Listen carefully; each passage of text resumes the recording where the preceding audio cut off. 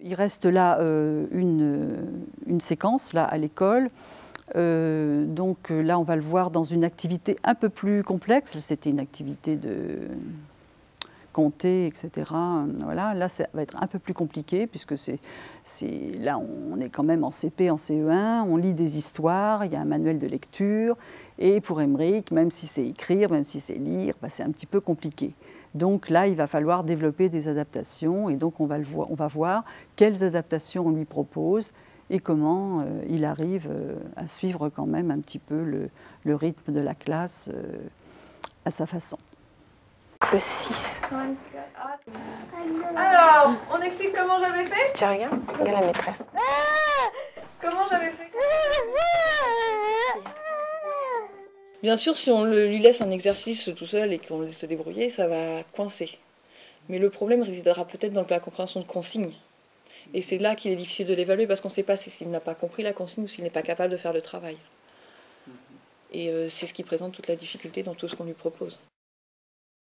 C'est pas grave s'il y a des mots qui sont mal écrits, le but c'est juste de savoir ce que c'est une sorcière. Tu écris ce que c'est une sorcière.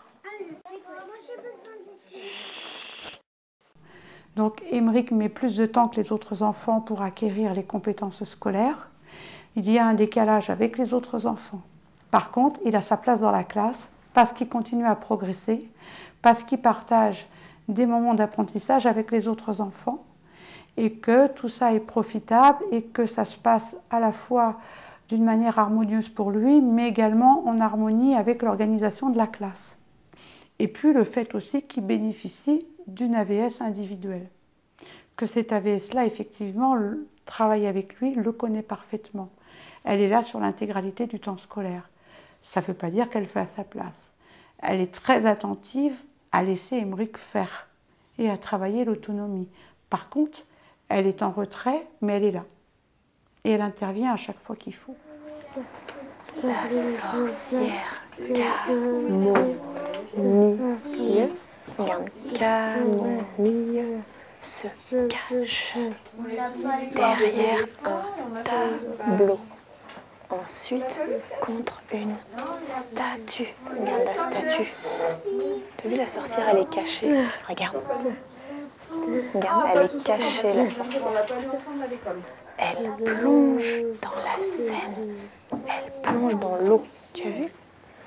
Elle est en retard. Elle court. Regarde, elle court.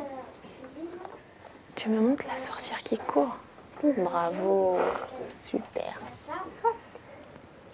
Et l'eau, tu me montres l'eau? Oui, c'est la Seine. Émeric, c'est à Paris, c'est la Seine. D'accord?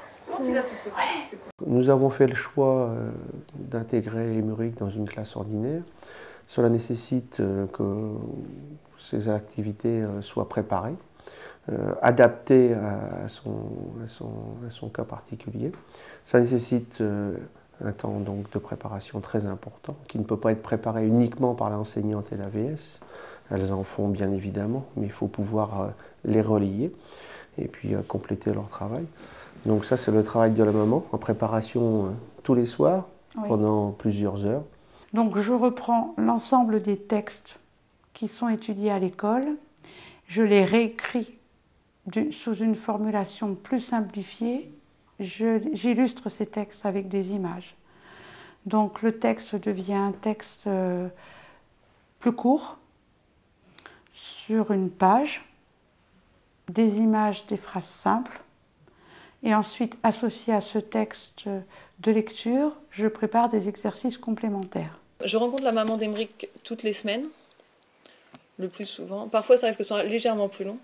Et donc, on programme pour la semaine tout ce que moi je vais faire avec mes élèves, afin de pouvoir inclure Émeric dans les apprentissages pour qu'il travaille le plus en concordance avec ce que font les autres. C'est-à-dire qu'ils ne se sentent pas exclus justement, mais qu'ils soient vraiment inclus dans la classe et dans le travail. Donc ce matin, on a fait page 69, comme on a dit, la sorcière camomille à Paris. Donc ouais, ça va avec quelque chose que vous aviez préparé, donc Laetitia l'a fait. Laetitia l'a fait. Donc en fait, je vais leur faire lire en commun, on va un peu expliquer.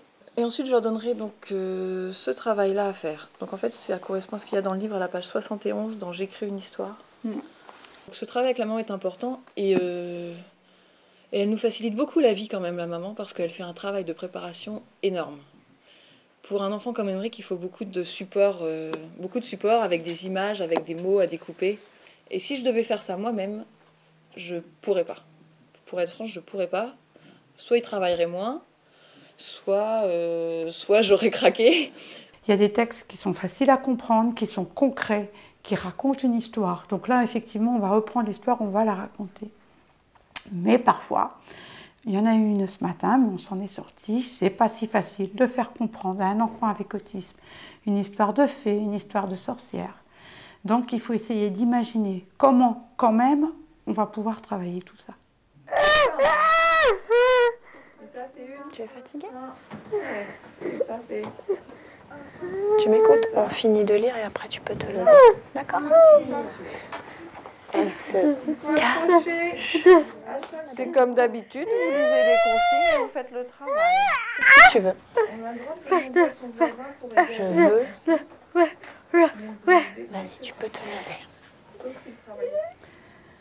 Alors là, on voit Emeric dans une situation un peu plus complexe, donc où il s'agit de lire un texte, sauf que voilà, les autres élèves ont un manuel de lecture avec un texte d'une certaine longueur, etc. Il y a peut-être quelques photos, mais bon.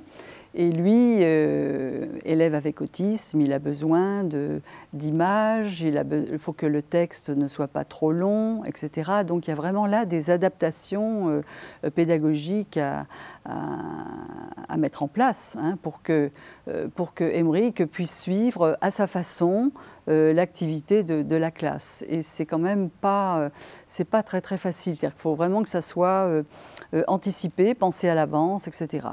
Et c'est vrai que c'est la maman qui va faire ces préparations.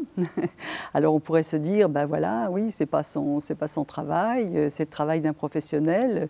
C'est vrai, mais voilà, Emeric est un élève particulier et compte tenu du fonctionnement de notre système, du fonctionnement actuel, parce qu'on peut espérer que notre système va évoluer, eh bien, effectivement, il manque un maillon dans le système. Là. Il faudrait que quelqu'un... Alors, effectivement, je sais qu'à certains endroits, il existe des enseignants qui sont un petit peu des enseignants ressources, des enseignants spécialisés qui peuvent circuler un petit peu dans les classes, parce que ce travail d'adaptation pédagogique, c'est vraiment le travail d'un enseignant. C'est-à-dire que la maman, là, elle fait un travail d'enseignant. Et il y a une réunion, en effet, qu'on voit dans cette séquence entre donc une réunion hebdomadaire, hein, c'est toutes les semaines, une fois par semaine, donc l'enseignante rencontre la maman d'Emeric et puis voilà, elles parlent ensemble de tout ce qui va être fait dans la semaine pour que la maman puisse préparer ces adaptations.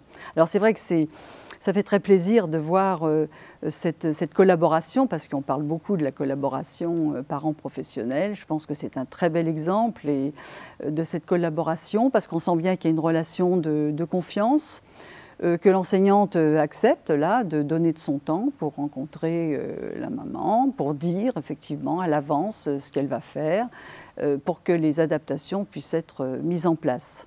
Et ça, c'est vraiment bien de sa part, parce que voilà, tous les enseignants ne sont pas forcément prêts à accepter ça.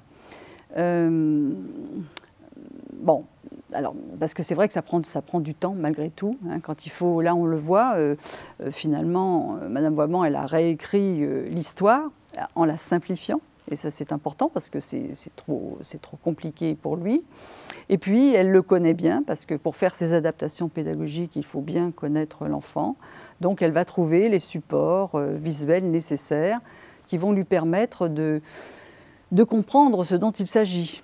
Et comme on le fait remarquer là, c'est pas évident pour un enfant autiste de comprendre ce que c'est qu'une sorcière.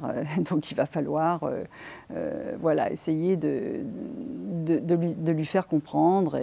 Et on voit bien quand même qu'en lisant le texte avec son AVS, il est attentif, il fait sa lecture et que voilà, quand dans le coin de lecture, puisque là c'est une partie de la vidéo, les élèves vont être regroupés et qu'on va lire ce texte ensemble, eh bien Emeric saura de quoi il est question.